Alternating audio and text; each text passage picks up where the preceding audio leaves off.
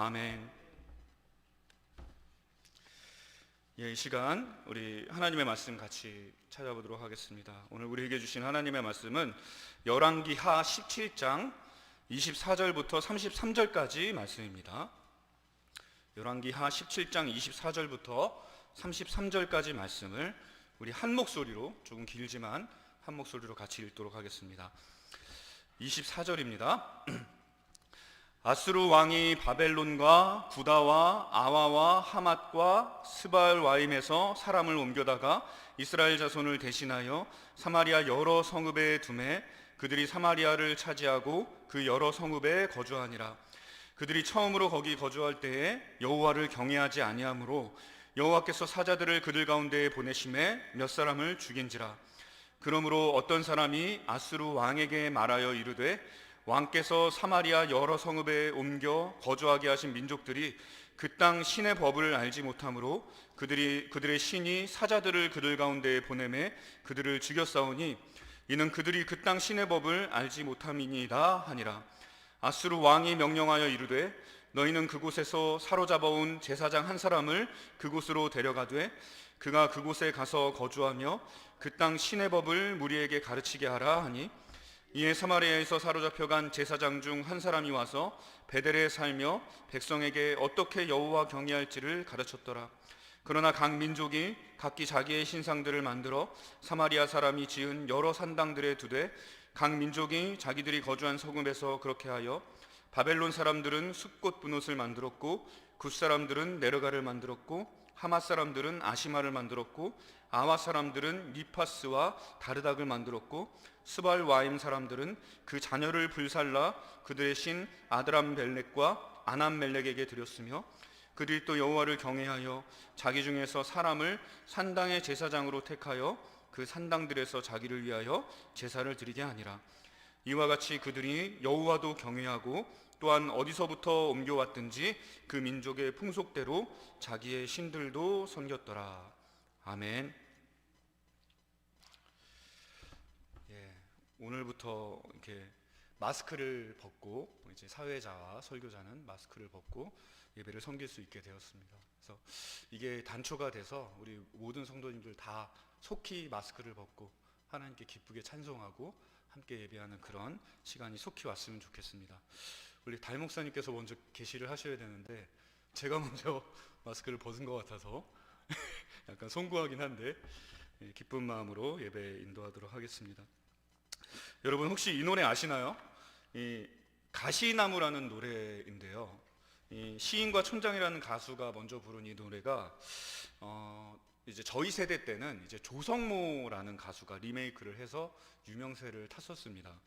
근데 이 노래 제목으로 제가 이제 오늘 말씀하고 좀 관련이 있어서 이 노래 제목으로 오늘 검색을 좀 해봤는데 바로 며칠 전에 이제 가수 안치환 씨가 이 라이브로 유튜브에 올린 영상이 있어서 이제 몇 번을 반복해서 노래를 들어봤습니다. 근데 이제 들으면 들을수록 참 가사도 그렇고 이게 찬양이구나, 찬송가구나 라는 생각이 들더라고요. 가사를 혹시 아시나요? 잘 기억이 안 나시면 제가 한번 앞소절만 불러드릴게요. 창피하지만 내 속엔 내가 너무도 많아 당신의 쉴 곳 없네 내 속엔 헛된 바램들로 당신의 편할 곳 없네. 이런 가사입니다. 뭐 반응이 없네요. 여기까지만 부르겠습니다. 근데 한 번쯤 들어보셨죠?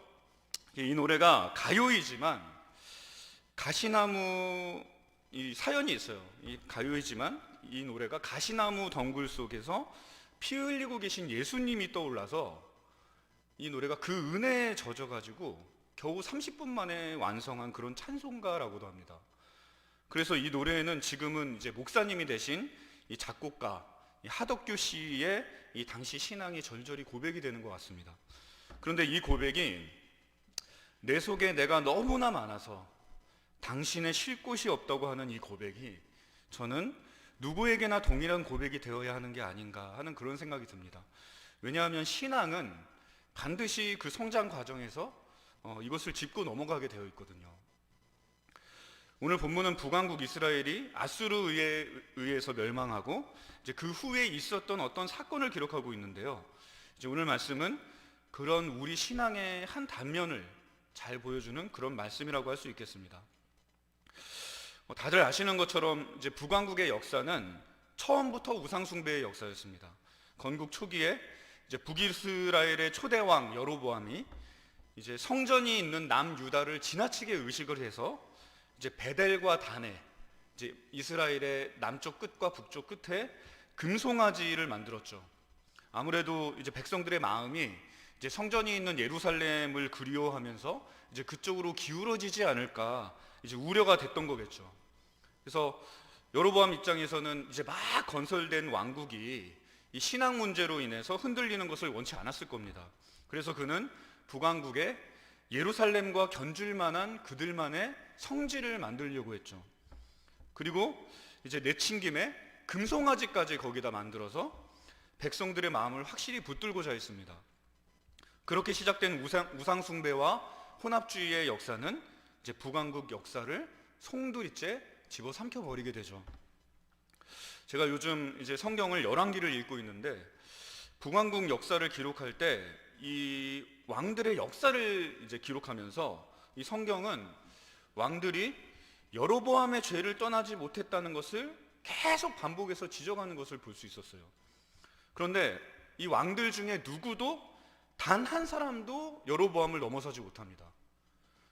바하사 왕조, 또 오므리 왕조, 예후 왕조 등등 이 몇 번의 정권 교체가 있었는데도 이 정권이 교체되면 그 바뀐 정권은 이전 정권의 정책을 이렇게 뒤집어 엎을 수 있잖아요. 정책들을 그렇잖아요. 명분이 있으니까. 그런데도 여로보암이 만들어둔 이 우상 숭배의 틀을 이게 파괴하지를 못했어요. 이게 계속 유지가 됐습니다. 그 결과 결국 북왕국은 하나님의 진노를 피하지 못하고 이방 민족 아수르에게 정복당하는 그런 운명이 되어버리고 말죠. 그리고 이스라엘을 정복한 아수르는 이제 당시 그들 특유의 이 제국주의를 가지고 이 철저한 혼합 이주 정책을 펼쳤습니다. 오늘 본문 24절을 한번 보십시오. 제가 한번 읽어드리겠습니다. 아수르 왕이 바벨론과 구다와 아와와 하맛과 스발와임에서 사람을 옮겨다가 이스라엘 자손을 대신하여 사마리아 여러 성읍에 두매 그들이 사마리아를 차지하고 그 여러 성읍에 거주하니라. 자, 보니까 이제 여러 민족들이 이스라엘로 이주해 온 것을 알 수가 있죠.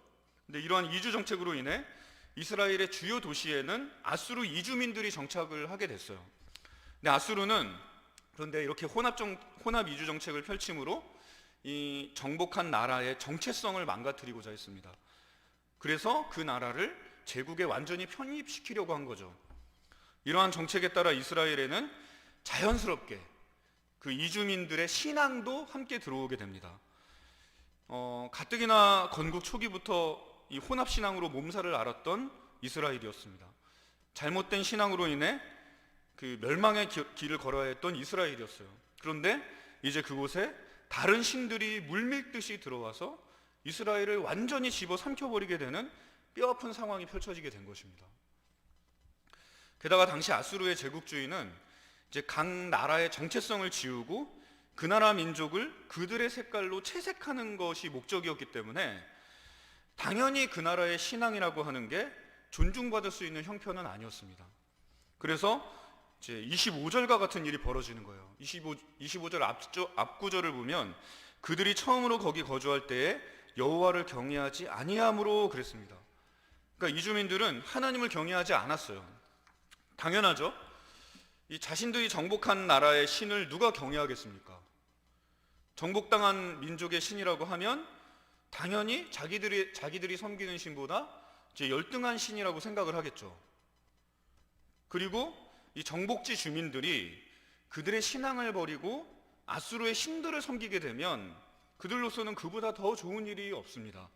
왜냐하면 그렇게 되면 그 신앙을 중심으로 그 나라가 제국에 완전히 복속되는 진정한 정복이 이루어질 수 있기 때문에 그렇습니다. 그래서 그들은 여호와 신앙을 무시했어요. 이주해 온 민족들이.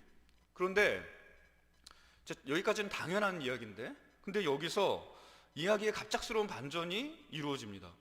이대로만 진행이 되면 그들의 뜻대로 북왕국은 완전히 제국으로 흡수될 수 있었습니다.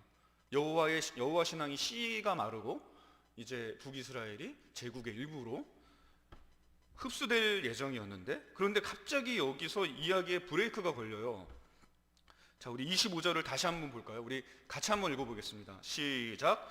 그들이 처음으로 거기 거주할 때에 여호와를 경외하지 아니하므로 여호와께서 사자들을 그들 가운데 보내심에 몇 사람을 죽인지라. 자, 보니까 무슨 일이 벌어졌습니까? 하나님이 등장하셨습니다. 하나님이 등장하셨는데, 하나님께서 아수르의 정복 정책에 제동을 거시고 이제 이 일에 개입을 하신 거예요. 그런데 이 하나님께서 어떻게 개입을 하셨죠? 사자들을 보냈어요. 그러니까 말 그대로 사자입니다. 이게 이제 죽은 자나 사신을 말하는 게 아니라 문자 그대로 이게 이제 백수의 왕, 그 사자를 말하는 거예요. 그런데 하나님께서 사자들을 보내서 아수르인들 중 몇 사람을 심판을 하신 거예요. 그리고 이주민들은 그것이 하나님의 심판인 줄을 즉각 알아차렸습니다. 그래서 26절을 보시면, 26절도 한번 같이 읽어볼까요? 시작. 그러므로 어떤 사람이 아수르 왕에게 말하여 이르되 왕께서 사마리아 여러 성읍에 옮겨 거주하게 하신 민족들이 그 땅 신의 법을 알지 못하므로 그들의 신이 사자들을 그들 가운데에 보내매 그들을 죽였사오니 이는 그들이 그 땅 신의 법을 알지 못함이니이다 아니라. 자, 사자들이 이스라엘 땅에서 극성을 부리니까 어떤 사람이 아수르 왕에게 이 일을 보고했습니다. 근데 이제 멀리 니느웨라고 하는 곳에 거주하고 있는 이 아수르 왕에게까지 보고가 올라갈 정도면 인명피해가 얼마나 되는지는 모르겠지만 어쨌든 이 일이 이제 그 지역에 꽤나 골칫거리였다는 것이 이제 어느 정도 그려지실 거예요. 그래서 이러이러한 보고가 올라가자 왕은 그에 따른 대책을 마련하기 위해서 고심합니다. 그리고 그것이 그 땅 신의 법을 알지 못해 생긴 불상사라고 결론을 짓게 되는 거예요.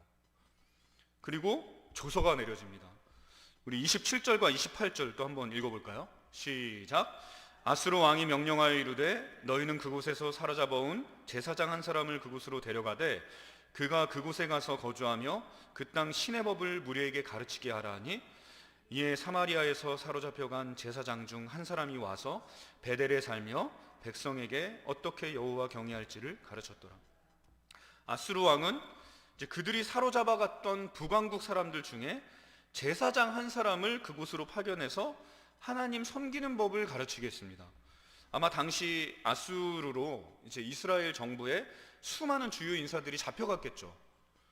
왜냐하면 그런 사람들을 그 지역에 남겨둘 경우에 반란의 소지가 있기 때문에 그렇습니다. 그래서 많은 지도자들을 잡아갔는데, 그런데 그 중에 한 명을 가려내서 다시 돌려보내는 특단의 조치를 한 거예요.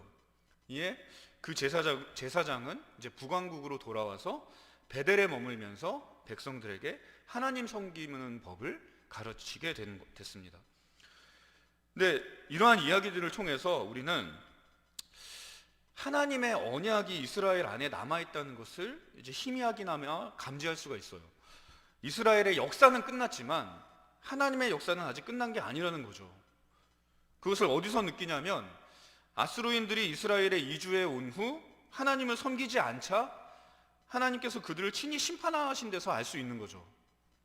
하나님께서 정말 이스라엘에게서 그분의 은혜를 완전히 거두기로 작정하셨다면, 이제 손 털고 떠나기로 하셨다면, 이 장면에서 하나님께서 사자를 보내서 아수르인들을 윽박지를 이유가 전혀 없죠.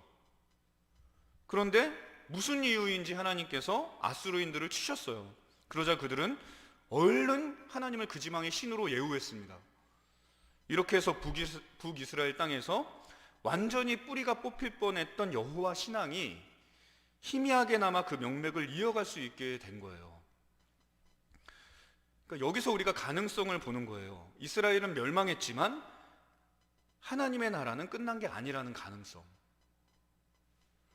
그렇지만 하나님께서 이렇게 특단의 조치를 취해서 그 땅에 돌아오셨습니다. 그러나 그럼에도 불구하고 그 땅은 여전히 우상 숭배의 땅이었습니다. 그들은 하나님을 겸하여 섬겼지 하나님만 섬기지 않았어요. 그래서 29절 한번 보십시오. 29절부터 32절까지 또 한번 읽어보겠습니다. 시작. 그러나 각 민족이 각기 자기의 신상들을 만들어 사마리아 사람이 지은 여러 산당들에 두되 각 민족이 자기들이 거주한 성읍에서 그렇게 하여 바벨론 사람들은 숲꽃 분옷을 만들었고 굿 사람들은 네르가를 만들었고 하맛 사람들은 아시마를 만들었고 아와 사람들은 니파스와 다르닥을 만들었고 스발와임 사람들은 그 자녀를 불살라 그들의 신 아드람멜렉과 아남멜렉에게 드렸으며 그들이 또 여호와를 경외하여 자기 중에서 사람을 산당의 제사장으로 택하여 그 산당들에서 자기를 위하여 제사를 드리게 하니라. 자, 이렇게 해서 하나님은 여러 신들 중에 한 분으로 그 땅에 남게 됩니다. 여호와 신앙은 이렇게 해서 여러 신앙의 틈바구니에 놓이게 돼요. 31절에 기록된 것처럼 그 중에는 하나님께서 가장 증오하는 신앙의 형태인 자녀들을 불태워 인신제사를 드리는 그런 신앙도 있었습니다. 그런데 이제 그런 곳에 하나님께서 끼어 들어가신 거죠. 근데 여러분 한번 하나님 입장에서 생각해 보십시오. 여러분 하나님께 이게 사실 얼마나 수치스러운 일입니까? 여러분 혹시 사무엘 시대에 하나님의 궤가 이 블레셋으로 옮겨졌을 때 벌어졌던 일들 기억하십니까? 그때 전쟁에서 승리한 블레셋 사람들이 전리품으로 언약궤를 챙겼죠. 그리고 그 언약궤를 자기들의 신인 다곤 신상의 발밑에다가 이렇게 놓아두었습니다. 이제 그들의 신이 하나님을 이겼다고 생각을 한 거죠. 그래서 발밑에 둔 건데 그때 하나님께서 얼마나 수치스러우셨겠어요. 그래서 하나님께서는 밤사이에 그들의 신상이 고개를 들고 서 있지 못하게 그 신상을 무너뜨려 버리셨습니다. 다음날 아침에 블레셋 사람들이 가보니까 다곤 신상이 언약궤 앞에 엎드러져 있는데 심지어 목이 부러져 있었어요. 그들이 얼마나 놀랐을까요?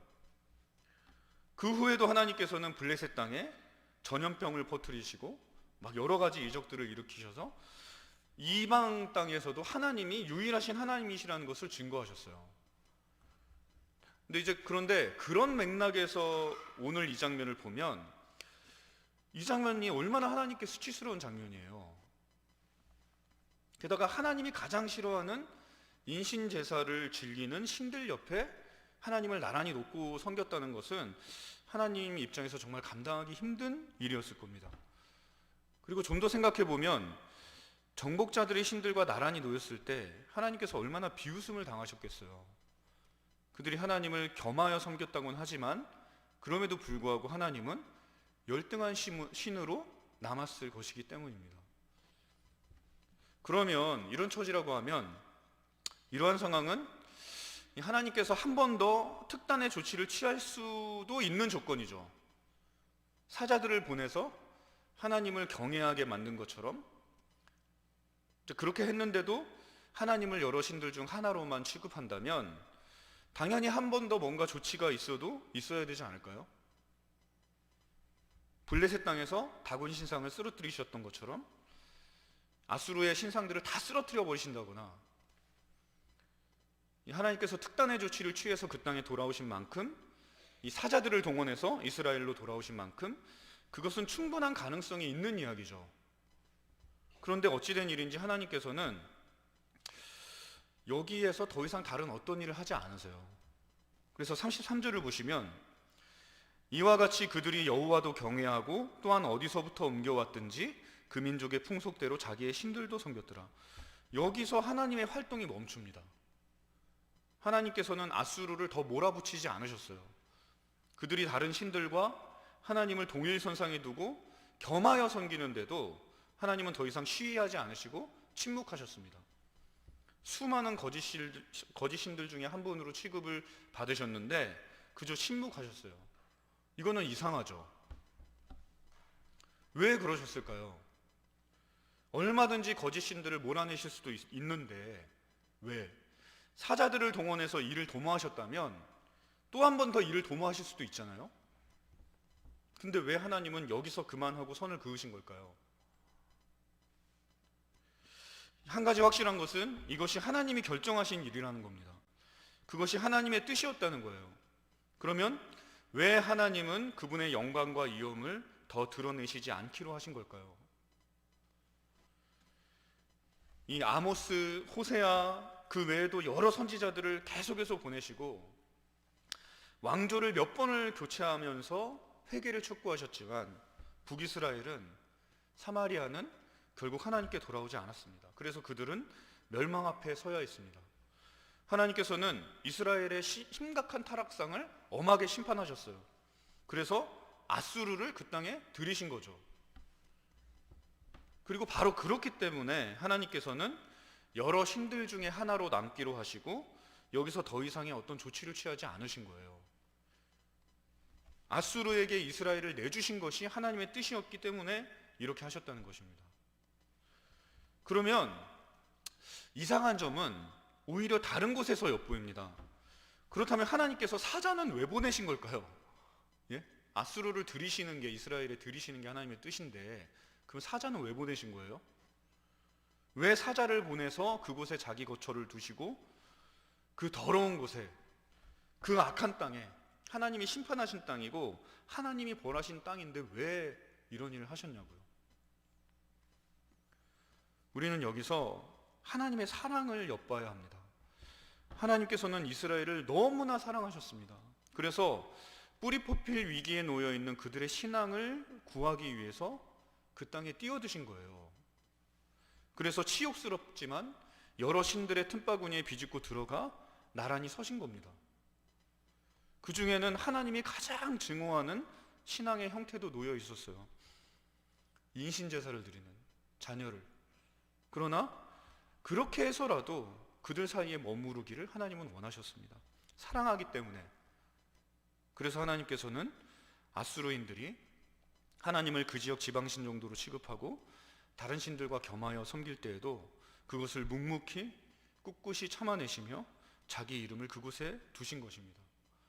하나님은 그렇게 이스라엘에 자신의 이름을 남기시고 그들에게 두신 자신의 언약을 이루실 때를 기다리셨던 거예요.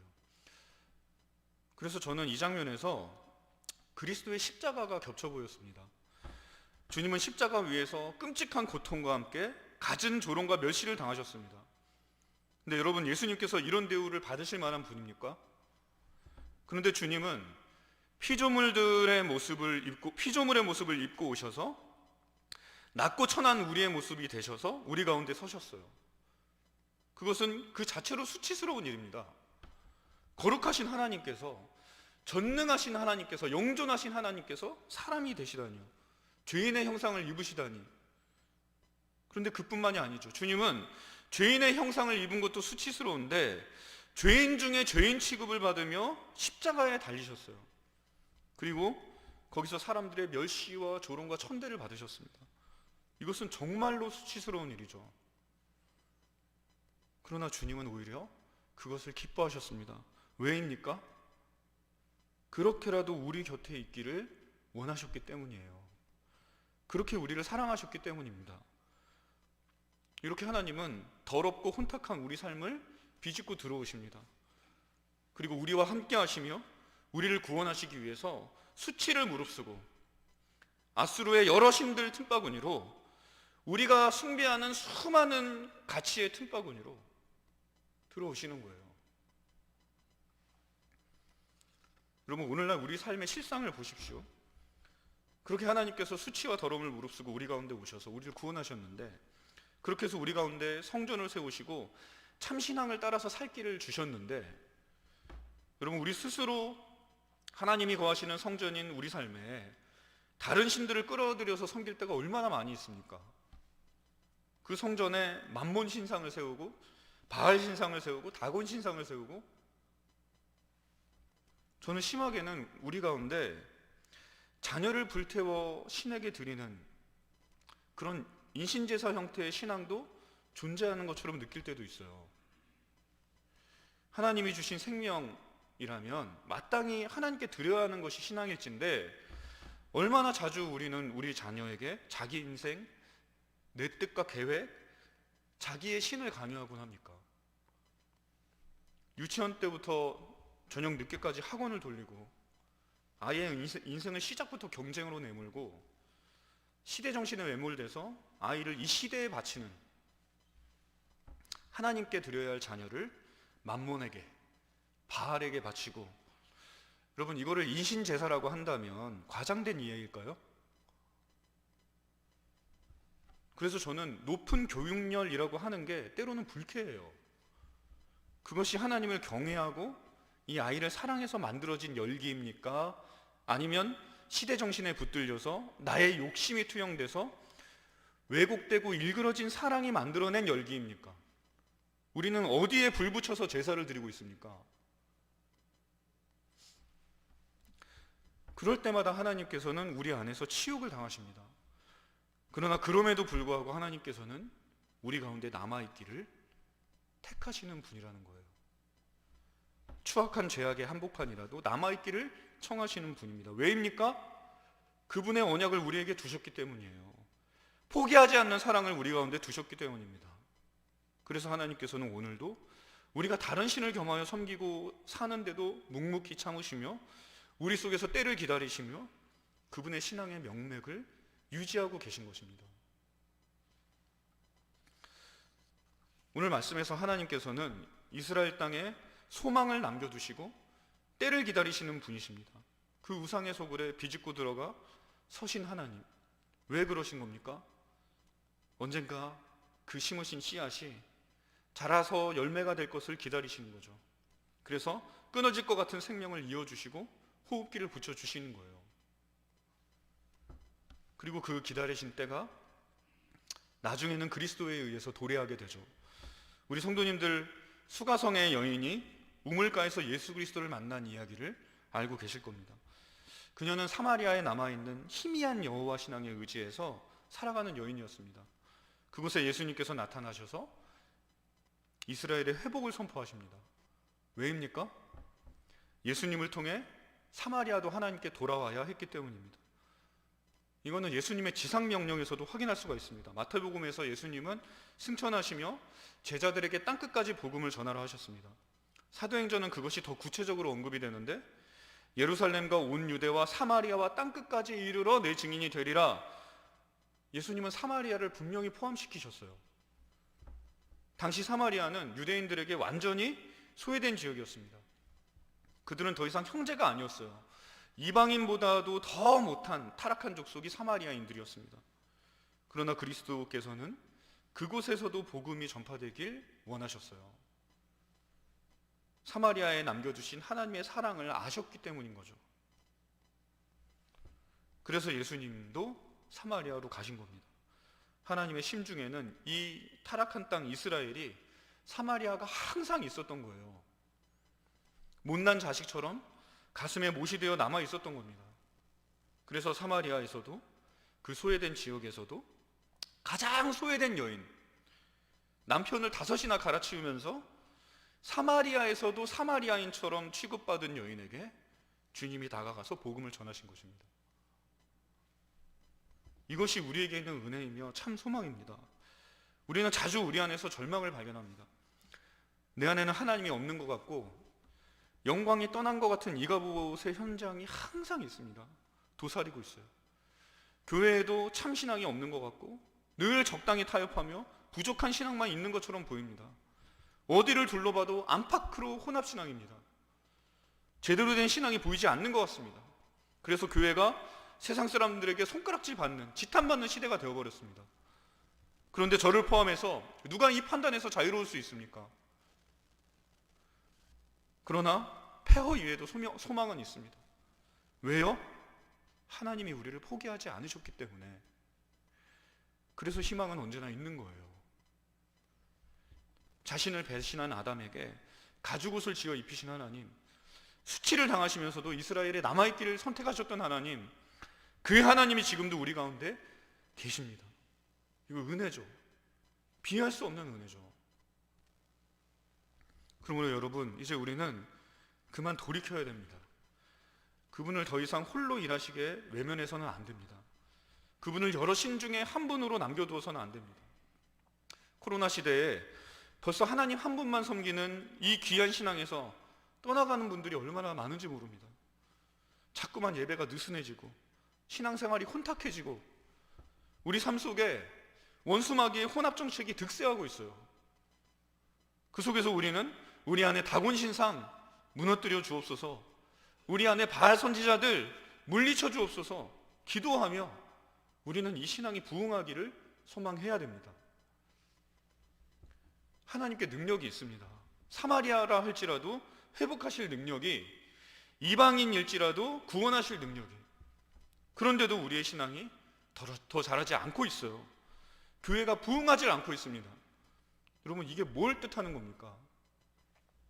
정체된 신앙, 멈춰선 부흥? 여러분, 이거 하나님의 뜻이 아닙니다. 그런데도 우리 신앙이 주저앉아 있다면 그것은 어쩌면 하나님을 여러 신들 중에 한 분으로 남겨두고 우리의 욕망을 추구하며 다른 우상을 섬기며 그것이 신앙생활의 전부인 양 하나님도 섬기고 있으니까 그것이 신앙생활의 전부인 양 살아가는 우리 죄악의 문제인지도 모른다는 거예요. 그러므로 우리 삶에 있는 혼합정책, 겸하여 섬기는 신앙 더 이상 두고만 봐서는 안 되겠습니다. 우리는 아버지와 더불어 일해야 합니다. 자녀로서 우리는 예수님이 내 아버지가 일하니 나도 일한다 하신 것처럼 아버지와 함께 아버지의 일을 해야 합니다. 복음을 위해서, 부흥을 위해서 삶의 모든 순간 모든 곳에서 하나님을 섬기는 신앙으로 이로써 얻는 복되고 충만한 인생으로 우리는 나아가야만 합니다. 전진해야 됩니다. 그러라고 주신 복음입니다. 복음의 역할은요, 우리를 구원하고 끝나는 게 아니에요. 우리 삶을 복되게 하는 약속의 땅으로 이끄는 능력이 복음에 있습니다. 그러므로 우리는 복음의 가능성을 제한하지 말고 그 속에 담긴 무한한 가능성을 믿고 예루살렘과 온 유대와 사마리아와 땅끝까지 이르기까지 이 복음이 전파되도록 오늘 내 마음과 내 생각과 언행에서 나의 삶과 계획과 인생의 끝까지 이 복음이 왕노릇하게 우리는 부지런히 일해야 합니다. 다윗을 생각하시면 좋을 것 같습니다.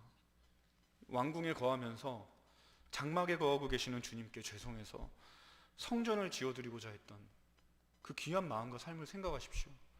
우리는 다윗과 같은 마음 품어야 됩니다. 죄 중에 계시는 주님, 우리 때문에 장막에 거하시는 주님, 이제 장막에 거하시는 주님을 성전으로 모시기를 원합니다. 하늘은 나의 보좌요 땅은 나의 발등상이라 하셨는데 주님께 한치의 마음도 못 들여서 발 디딜 틈도 없는 이 비좁은 이 마음에 거하시겠습니다. 주님, 그런 수치와 멸시를 당하면서도 우리와 함께 있기를 원하셔서 영원히 우리 곁에 오신 주님, 주님 발 디디신 그곳이 더 커져야 되겠습니다. 수많은 신들 속에 계실 분이 아닙니다. 수치와 멸시 속에 계실 분이 아닙니다. 영광의 보좌가 마땅하신 주님, 이제 성전에 모시겠습니다. 내 마음의 중심에 모시겠습니다.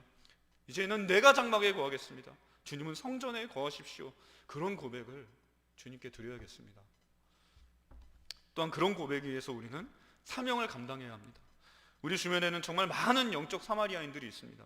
교회를 형식적으로만 다니는 사람, 다니다가 그만두고 거리를 두고 있는 사람 등등 수많은 사람에게 하나님은 아직도 여러 신들 중 한 분으로 남아 있습니다. 그 속에서 우리 주님이 때를 기다리고 계시는지 모릅니다. 그리스도께서 도래할 때를 기다리시며 부흥의 때를 소망하시며 홀로 일하고 계신지도 모릅니다. 그렇다면 그런 주님의 사역을 우리가 수종드는 것이 마땅한 일 아니겠습니까? 주님께서 그렇게 애쓰시는데 우리는 손 놓고 있어야 되느냐 말이죠. 예수님께서 사마리아 찾아가신 것처럼 우리도 찾아가야죠.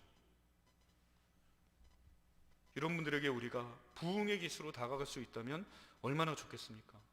주님이 사마리아에 가셨던 것처럼, 우리 주님이 갈릴리에서 사역하셨던 것처럼, 사도 바울이 이방인의 사도로 나갔던 것처럼 복음을 들고 전진할 수 있어야 합니다.